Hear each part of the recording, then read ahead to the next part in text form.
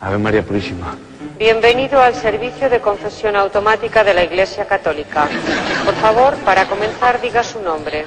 No se asuste, es un nuevo servicio que hemos instalado. La falta de vocaciones, ya sabe.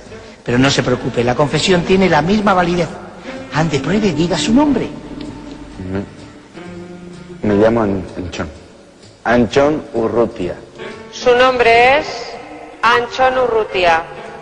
Indique, por favor, el pecado que ha cometido. Adulterio. No le he entendido. Repita, por favor. Adulterio.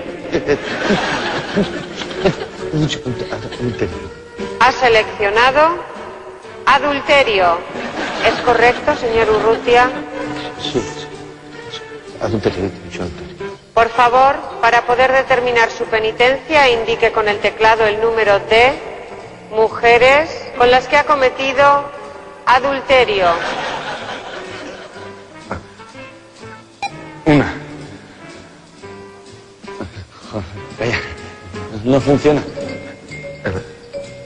Una. He dicho una. Ha cometido adulterio 11 veces. ¿Es correcto? No. Una. Solo una. He dicho una. Cancelar.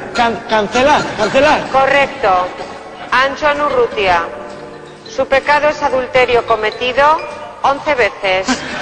Espere a que se imprima su penitencia y recuerde, si no la cumple, irá directo al infierno.